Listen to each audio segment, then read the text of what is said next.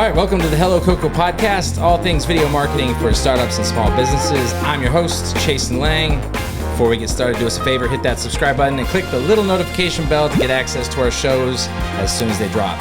Also, if you'd leave a comment and a 5-star review, that would help us out tremendously, and it would make you a super awesome human. A positive one. Yes. And with that, let's get right to it, man. We're going to talk. Our guest today is KRIS Clinton. Hello. He's a phenomenal actor. Thank you. And you've worked in both. I mean, you've done feature films, you've done series, Yes. you've done commercials all over the place. All over. And that's really kind of a unique perspective, which is really why I wanted to bring you out today. Okay. And have these kind of conversations, because I thought that's an interesting side of things. Okay. Got you. Understood. Yeah. So to begin, and I think this is a great spot to begin, you are on a giant billboard right on I-75 in North Dallas. Like you're like right there. Your face is like 30 feet tall. Yes. And it's different. It's WinStar, right? WinStar Casino? Yes. WinStar Casino. And I thought, man, like that's got to feel interesting when your face is on a billboard. Like you are the marketing face of a big casino. It was interesting, a big surprise, because you don't know that it's coming until you're driving down the highway and see your face on a... Did you almost wreck? I did. I did. I was like, oh, yeah, okay. I can see how that would be just like, wait, what? That's me, right? Right. There. So right. You've done quite a bit of work for WinStar. You're in. I've seen you in at least 3 different spots on TV. Okay. So what's your background with, like, how did you get involved with WinStar, and what's that experience like? The first audition was in 2016, and just to give a little bit of backstory, I had an audition for several casinos before, so this was like my 3rd or 4th. So I went into it kind of discouraged, like, oh God, here we go again. And this is the one that I actually got, and this is the one that's actually been the longest. We've been shooting, like I said, since 2016. So it's been fun. Great group of people, and it started off, I want to say, like maybe there were 10 of us. Mm-hmm. And I think I'm down to the last maybe 4 or 6 people that they still actually use. Wow. So you're like one of their guys now. Yeah, hopefully it'll stay that way. So tell me, why do you think that the WinStar campaigns that they're running are so effective? Obviously they're working, or else they wouldn't keep making them, but they keep calling you back. They keep, they're putting a lot of money behind it. So what about it have you noticed that you like, that you think that they're doing a good job? Okay. One, I think they became the official casino of the Cowboys. So I think that helped. And then I think they did a really good job of kind of hitting a little bit of everybody. And it was just a great group of people. We were all natural, like we met the first time, and we all just like really truly clicked. And so I think they saw something there. That's all I got with that. So when you're there and they're giving you the spots, I know that a lot of times, like you're having fun at the craps table, you're doing different things. What kind of stuff do they tell you? Like, hey, here you are, you're on set. Like, how do they direct you? What's their kind of motivation for their shoot? They kind of just give you an idea of the game, right? So we actually have someone who really runs the game, and they kind of give us an idea. So we've done poker, we've done blackjack, we've done roulette wheel, we've done all those things. And they've actually had someone out there that really truly ran those games. And then after that, it was just, you imagine yourself winning. And we were just, like I said, we were all just, we became a group of people that just became friends. Yeah. And we just started having fun with each other. So a lot of times, some of the stuff I didn't even know they were still shooting. So there was a there were like 1 camera here, but then there were 2, and you just never stopped. So, and then it's just energetic. Yeah. Like it's just fun, So, we did the golf course. I don't have like a real legit answer. So they ran the cameras. They got you there at whatever the table was or whatever that you're doing, and they kind of show you the game, teach you the game or whatever, and then you're just there having a good time, and they just kind of film it. Yes. So takes long and extended, or how do they do that part? A lot of times I don't even hear cut. Oh. So I'll just be kind of my natural self and so, I'll kind of look at somebody and go, did they yell cut yet? And then we'll just, I don't know, just keep going. And so that's just kind of how it goes for us on set. We just have so much fun. So do you think that is their primary, I guess, selling factor, that they're so fun? Yeah. I honestly think so. And then and I hate to misspeak, but I want to say that WinStar is the largest casino in the U.S. And so I think there is so much to cover, which is one reason they keep calling me back too, because there's another thing that opens. So I think the last time I went, there was a restaurant and it became Cowboys Restaurant. And at one time, back in 2016, it was a club. It was a nightclub. Well, then, recently it became, a Cowboys bar. So they're always building something and changing something. And I think they just do a really good job of advertising what's coming. And we generally get seen during football season. So that's what I hear. And unfortunately, that just ended for the Cowboys. Yes. And it's already been memed a lot. Lots of, again, it's bad. Well, we're not going to do that. We're not going to go into Cowboys here. At all. We're not going to do that. We're not going to mess with that. Too soon. What is definitely too soon. Dak is still over there going like, we had more time. Oh, man. But so how often is WinStar with their campaign? How often are they like, I don't want to say rebooting, but like adding to, like creating more content to push that campaign? Is this like every month, every quarter? What do you think? I actually haven't gotten the time down. I just know that I'll get kind of that, hey, they want to see you again, or hey, they want to renew the commercial. But there was so much footage that we did.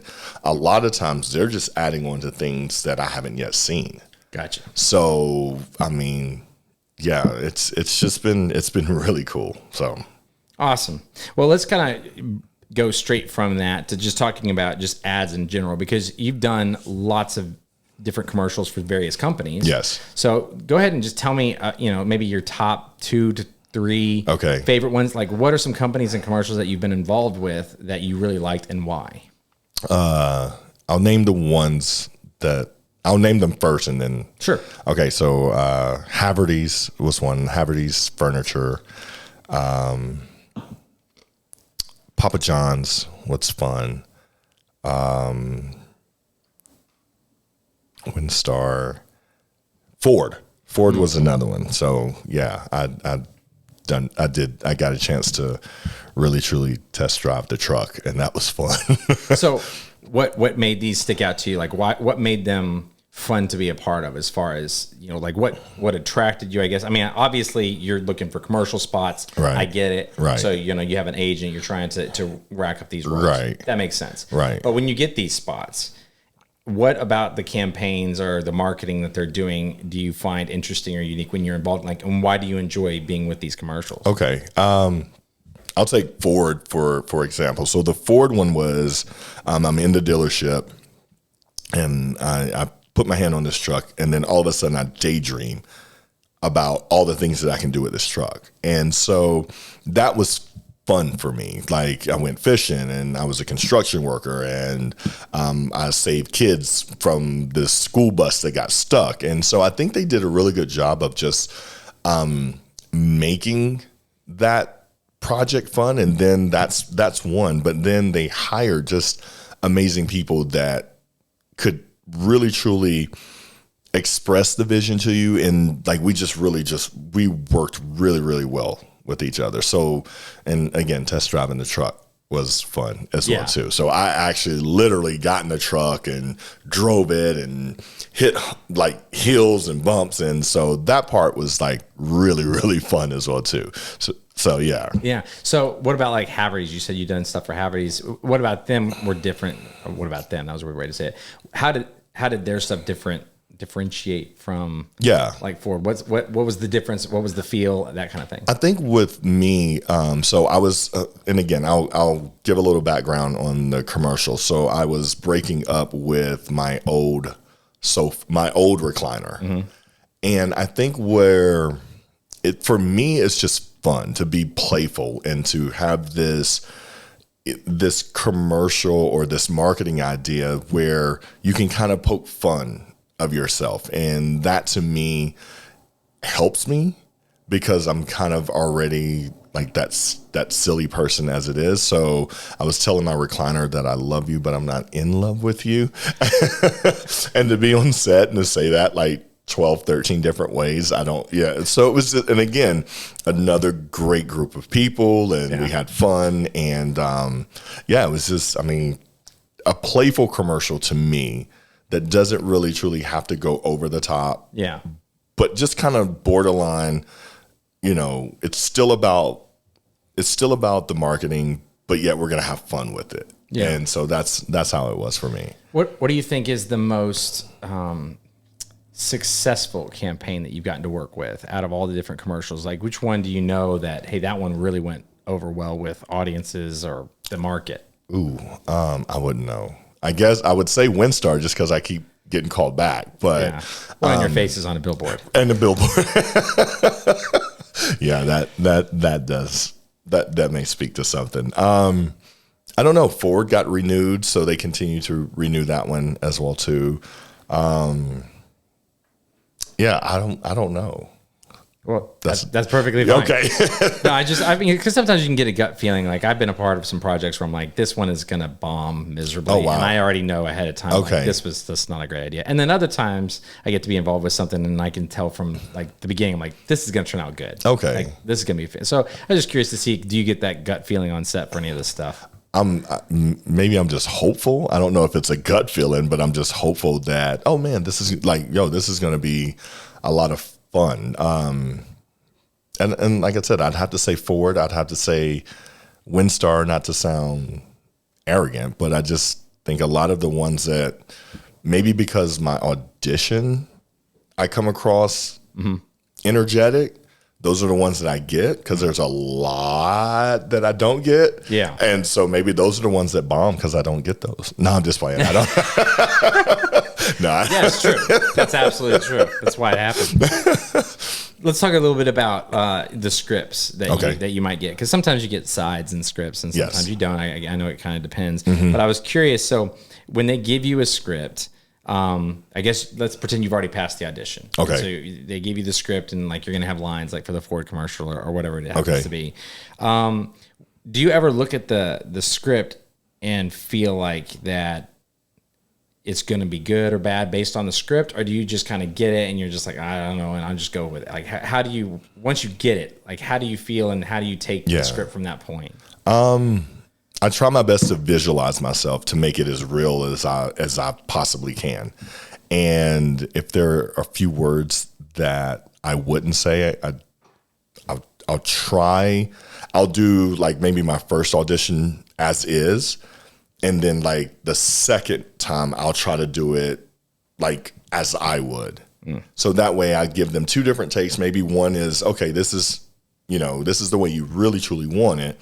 But the second one, I'm just going to make it as real as I possibly can so you see me. Yeah. The first one's what you want. The second one, I'm going to give you me. Yeah. And that generally helps me. If I can see myself in it, that helps as well too. I've actually been on a callback, and the kid, I was a dad talking to a kid, or talking to my kid, I guess I should say, and I even used somebody that I knew their name. I was just like, hey, do you guys mind if I change the name? They were just like, no, go ahead and change the name. Well, I got that one, but I was able to kind of make it mine. You know? Yeah. So that generally helps me out. Yeah. That makes sense. No, sides are always an interesting thing. Yeah. And I've had the privilege of working with you a few times on auditions. Yes. And it's always, it's like a target moving and you're having to try to hit something. You can't see it. Correct. Like it's a fog and you might hit a target, you might not. Correct. But that's the hardest part, I think, about just sides in general, is that you get so little information. Yes. And then you have to try to bring something to it that's interesting. And so I was just interested to see how your approach was with that. And it definitely does help having you help me out, because again, I can read something a certain way and you having the eye and the charisma that you have, you can read it, and I'll go, wow, you got that from that? Like, I'm like, I have a messed up brain, man. It's just messed up. And but I mean, that helps, and I guess that's the tricky part about, like, sometimes you feel like you're not auditioning with your talent, but you're trying to guess what the director wants, or you're trying to guess these things. And, you know, I think that's where you can kind of get conflicted and frustrated. So everyone should have a friend named Jason. Well, and I hate to be wrong. Like, I always feel like it's a test, and it's like, all right, if we read this right, then we'll get the part. Right. But unfortunately, that's just not how it works. Correct. Like, you can't. There's just no way. Correct. Even if you're perfect for the part, you still can do it, and that is right. Somebody's going to be like, I like this person, or I know this person, or whatever. And you're competing. Let's switch gears just a little bit. Okay. Because not only do you do a lot of acting, and so you have this unique perspective, but also, like, in your past, and even sometimes now, you have ongoing clients that you do with, like, what do you call it, physical fitness. Yes. And it's interesting because I've talked to you about how you kind of run that business, because you work with some pretty high up there clients. Correct. Some pretty cool people. Yeah. And you've told me before that most of your clients are word of mouth. Like, it just gets around. Like, you don't advertise. I think you said you don't have a website. You don't have, like, really anything. People just, basically, it's all word of mouth. And I was curious, if I was to try to talk you into doing video marketing. Okay. How would you think that you could actually be effective in that realm of fitness with video? Have you seen anybody else in your you know your circle of training and people that are using video in a unique way? I know you mentioned, like, you're already pretty maxed out, so you don't technically need to grow a whole lot. Right. But at the same time, I'm just curious, like, what's going on in that space? Where is anybody using video? Have you seen anything like that? I don't know anyone personally. Well, actually I do. Stephen Frazier. We use this gym for Sheer Pandemic. Oh, right. So yeah. Steve has a huge clientele, but he's also a professional bodybuilder and travels the world and can train. Yeah, you should look him up. The dude is just a beast. Yes, he's simply amazing. He trained me as well too. He did. So he got me ready for all my photo shoots, and yeah, he's an awesome trainer. But he trains people Zoom and over the phone, and so he does that. I think for me, I guess I've had some good and some bad experiences, so I like to know who I'm going to talk to before they even come in. I kind of like to have an idea. So I go, and, I'll get a person's first and last name. I'll look at them on Facebook. I'll look at them on Instagram, and just kind of get an idea if these people are serious and where we're going with that. I think it's definitely beneficial as far as having a website and all that. Yeah. It was a little overwhelming for me to have that on top of the training. Right. And things like well, that. because your primary focus is definitely acting, and you're doing a lot of that. So I recognize that you're not full on in this thing. I just was curious. I saw a commercial recently with, I can't remember. It might have been Planet Fitness. Okay. I can't remember which company. Some company had a commercial, and it was just like a bunch of happy people, and they're always happy. And I'm like, you've never been to any of my gyms. No one ever looks happy when they're at the gym. But they're like, yeah, let's go. And they're on the bike, or they're here over there, and they're happy on the climbing stairs or whatever they're doing. Mm-hmm. And part of me looked at that. I'm like, does this marketing work for this? Because that's the one thing I noticed about you, because I've gotten to work out with you a few times. Correct. Is like on your Instagram, a handful of times you would have like, you're showing like a form. You would just be there. Not that you were talking in it. You were just like, I'm doing a set, and like, here's what I'm doing. Yes. Like, the particular thing. Yes. And somebody like me watches that, like, oh, okay. So, I can see your form, and like, I find value in that. Okay. When I see video of a bunch of people like, yeah, we're working out, I'm like, this is not I don't know who you're working out with, but this is not, it never looks like this ever. There was nobody running to the bathroom to throw up, right? There should be. But yeah, and I just am curious, like, you have this entire, like, the fitness realm is huge, like a ton of money, right? And I'm just curious, like, I feel like there's a hole there for video marketing that is not being tapped well. Agreed. And I just was curious. I'm not as immersed in that particular realm as Agreed. maybe you are, but off the top of your head, like, do you see anything like you're like that? I think this kind of stuff would work. This would be helpful for people. Yeah, I think the issue for me is making sure that you don't take the personal out of personal training. And I think there are so many people that, and this is no knock to anyone, but I think there are so many people that have just become trainers. Yeah. Right. So, hey, I'm going to do a boot camp and, I'm going to charge you $20, but I'm going to have, 100 people out there. And so now these people are losing out on form and they're losing out on this. And I think that's where, for me, my business, it varies as far as age.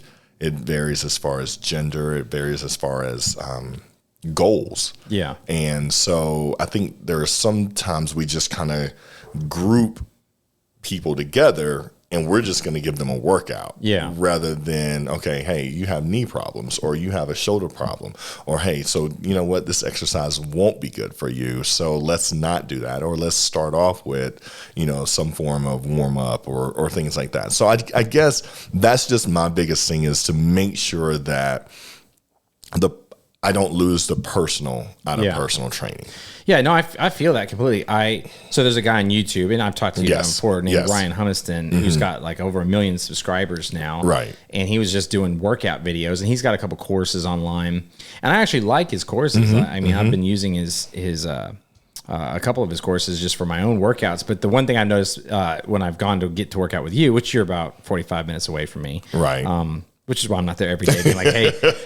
Right. But what I've noticed with that guy is it's cool. He gives you a good set and he does pretty good about telling you what to do. Correct. But the thing that's missing from that I really enjoyed with you is that you're there to help make sure like the form is right. If something is not lining up just right, because yesterday I had to do some legs. And my gosh, my lower back was coming. I'm like, that's not the muscle that you're supposed to work. Why is my lower back hurting here? Right. And not having that expert there to tell you, no, you're looking like an idiot. Do it this way. I think that's a huge, a huge thing that would be missing. Maybe that's a value proposition that should be utilized more. But agreed. Let's transition to your same kind of note. Okay. I know that you primarily use Instagram, correct? Like that's your main platform of use. I'm that age group. Yeah. Yeah. I'm just curious. So what platforms do you use? Any of the other ones at all? And why do you pick that one versus the other ones? I want to say Instagram is probably a little quicker for me. And now that even if you post something, you can automatically just have it show up on Facebook. Right. I think maybe I understand Instagram a little easier. Like I said, I do feel that that's my era. I think, Facebook is for, my mom and my dad. Oh man, I don't know if it's even for them anymore. It's like, it's like, hey, do you want a stalker in your bedroom? Use Facebook. But yeah, Instagram is just a little easier for me. Yeah, there's no trick to it. I mean, have you tried at all TikTok? No. I feel like I can get the same reels in TikTok that I can in Instagram. Like I feel like it takes me there. So I'm just curious. I know TikTok is exploding. It is, and it's very large right now. It is. But I've noticed businesses have a really difficult time utilizing TikTok. Okay. And I think it's because the medium is so new and it's just different than trying to use Instagram. The formats I feel like you have to invest a lot more time and thought into putting something out on TikTok because it's so easy to just on to the next one. Right. Whereas Instagram, the stories and different things, you can get followers and I feel like you're a little more likely to keep your audience there. Yeah. But TikTok is just like, and now it is for me, Instagram is less overwhelming. Okay. So I still think it's a valuable platform, but I think, TikTok is something that I think businesses need to look at. Very much so. But I feel like you almost have to have just an entirely different little wing of thought that goes to how you're going to put that kind of. Well, a lot of people are getting commercials. One of the companies, Planet Fitness, actually has one of the guys from TikTok on the commercial. and I think he's like some angry man. And they go, okay, angry man from TikTok. And I'm like, okay, but yeah, he's in the commercial with Dennis Rodman. So wait a minute. What you're telling me is that Planet Fitness, isn't that the one that has a little button on the wall that you can push and like if somebody's making too much noise? So what their marketing was to go and get some really obnoxious, loud people to be there. Somebody was not thinking well. Like if you was like, all right, we're gonna fill this place up with librarians, that would make sense, right? But Dennis TikTok. Rodman, walking in, that flamboyant personality, like he'd be buzzed out. He glows on the commercial. Does he? He glows. Well, I have to look to see what they're doing. Maybe they're trying something unique that I don't know. Oh, let me ask you another question. Okay. And maybe just pay attention to the world that you're in when you're watching TV and stuff. Okay. Have you noticed any commercials, businesses that have been putting out videos consistently or in a big way that you've seen them and thought, wow, that was a great ad, that's a great campaign? Anything that stuck out to you that you're like, man, I like this? Okay. Yes, and being in commercials, I tend to pay attention to them a lot. Yeah, I'm the same way. I watch commercials way differently now than I did like 15 years ago. Right. Okay, you think of one. I don't want to like have dead airtime. Well, I've noticed a lot. So the football playoffs are going on right now. Okay. And while the Cowboys were getting the snot beat out of them, I was noticing some of the commercials that were coming on. The quality of them was looking really, really solid. Okay. I'm trying to think if there was any brands that stuck out to me though. And I think that's what I noticed most was there was a lot of really high polished, you can tell they rented really nice lenses and all that kind of stuff. Okay. But then if you said, what did I just see later? I didn't notice anything sticking out like, ooh, yeah. Like nothing, like none of the brands stuck. And I felt like you're spending a lot of money. Correct. But I walked away and I don't remember any of it. Wow. Okay. So do you look at commercials from the director standpoint? Because I look at it from kind of the actor. I look at it, I not even from the director position. Okay. I look at it from the, everything that's made, that's put out there has a purpose. Like the end goal for any video marketing should be to generate revenue. Like that's it. Like there is no, I understand that there's brand awareness and reach and all the cool words, and that's cool. Right. But at the end of the day, the people spend money on ads to make more money. Like it has to do that. Okay. And if it's going to do that, it means there has to be a purchase, a transaction somewhere, right? Right. And therefore, when I watch these ads, I'm thinking that's the goal, right? Okay. Is to make me notice this brand and remember this brand and then buy this brand. Okay. But if it's not doing that, it means it fails. So like, for example, M&M's, they have their little, you see them all the time in the theater. You see them on the little M&M commercials before the Super Bowl or whatever. Right. And you remember M&M's. And the truth is, if I'm in the supermarket or something like that, I would be, if you said, what kind of thing would I get? I'm probably more inclined to get M&M's just because it's on the top of my brain. Right. And so in the end, long term, I'm sure that has, value. Okay. As opposed to Skittles. Like I'd never buy Skittles. Like they don't do any ad campaigns. And they're like, taste the rainbow. I'm like, no, you're missing it completely. Okay. You know what I mean? Yes. And so I feel like the people who are doing that, like the end goal conversions, sometimes these ads, they need to do that. And if I'm walking away and I don't remember your ad, like, I'm sure you've seen it. If you've seen the M&M, the commercial where they're strapped to a bomb and it's like ticking, and you remember it, and you remember the M&M tied to the thing. Right. It's good. It worked. It's stuck in your brain. You remember that thing. Right. I don't remember any of the commercials. Oh, no, that's not true. I don't know which company. I remember there's one with truck. There's a truck, and the tailgate folds in like 8 different ways. And it's like, we can put your laptop up here. We can store your stuff here. It folds down here. Look at all this cool stuff with the tailgate. Yeah. I'm like, my tailgate gets the crap beat out of it. Okay. If you think I'm going to be having a computer on my tailgate at any point. That was the one. Okay. You just named one. When he has a cat and the cat does things like a dog. I haven't seen this one. This is the one with the bed of the truck. It is? Yes. Okay, it's a different one. Because the one I did has these 2 guys are standing by this red truck and he's like, ooh, look at all these things it can do. And it's like, this is... Correct. So this guy comes out and he comes out with a cat, and the cat acts like a dog, but so he goes fishing, and there's an elderly man there. And he goes, and the cat goes out and fetches like the bird or whatever he catches, and the guy goes, "That's amazing," and he's playing, and the guy thinks he's talking about the bed of the truck.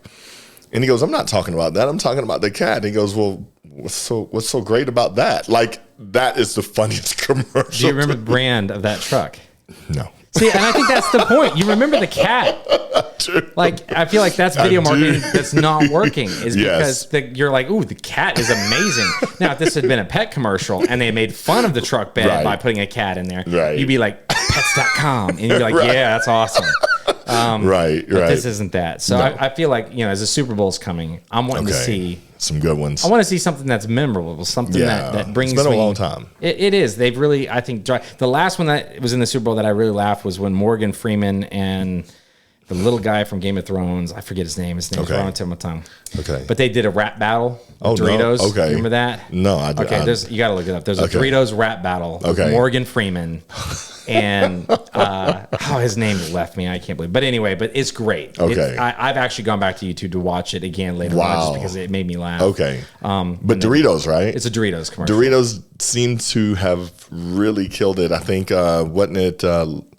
I'm not going to remember his name, but it was Elliot, Sean. No, what's the guy from Tombstone?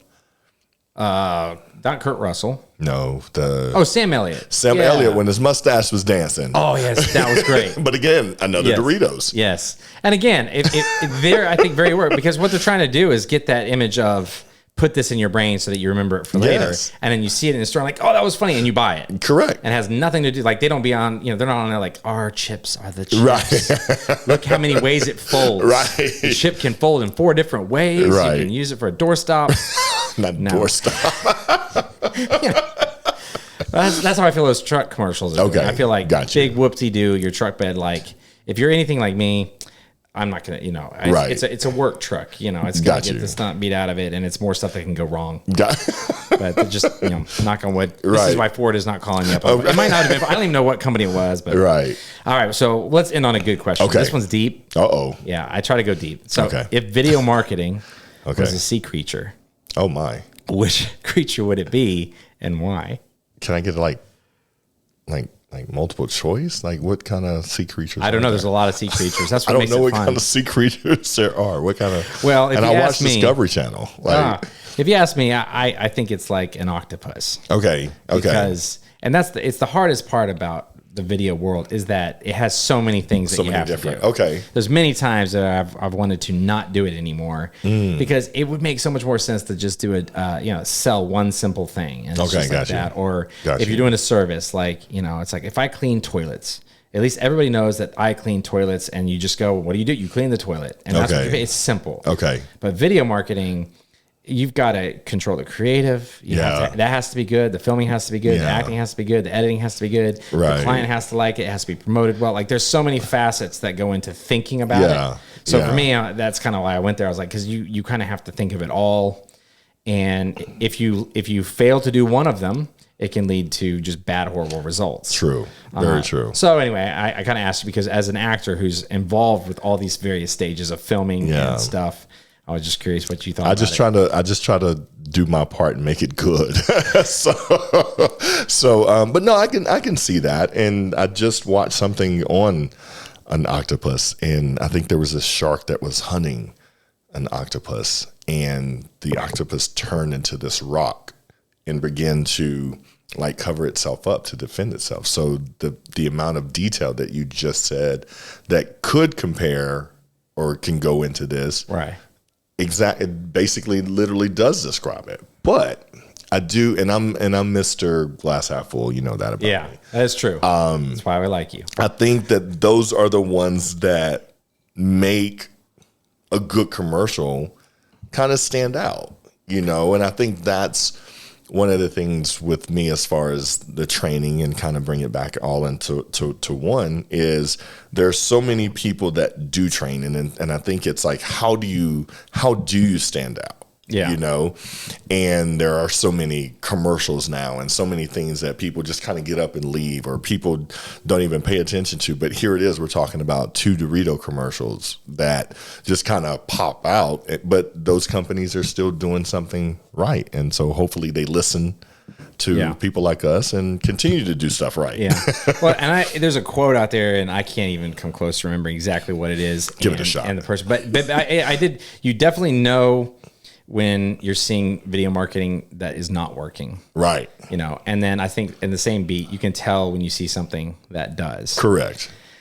And it's hard either way. Yes. So it's a fun business, but I think it's something that at least it's always fresh. I do enjoy tackling problems that are unique. Right. And I think that's what actually keeps me here rather than going and cleaning toilets while that. Yes, please don't. You're way too talented for that. But I like the idea of taking something and they're like, here, we need you to sell this. And you're like, what can we do with this that would do that? And that's a fun puzzle. Yes. You know, to agree. play. And I'm horrible at Rubik's Cubes. Okay. But it's kind of like that. It's kind of like, how can we take this and make something cool? And there's so many ways that you can go with it. And so it makes it really fun. So. Yeah, got you. Awesome, and we're gonna wrap it up. So Sounds this good. has been Chris on the Hello Coco Podcast. Chris, thanks so much for coming out. Thank you, sir. I'm gonna make sure we put all your stuff and links and all that Too kind. in Thank the you show very notes much. so people can follow you, and definitely follow your Instagram because you're an entertaining person. Thank you. And I don't follow a lot of people, but I do follow you, man. All right, so this has been the Hello Coco Podcast.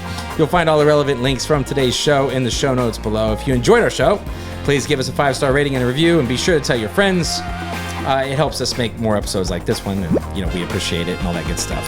Another way you can support us is by following us on our social media and YouTube channels. It's at Hello Coco Agency. That's all for this one, folks. Go get after it.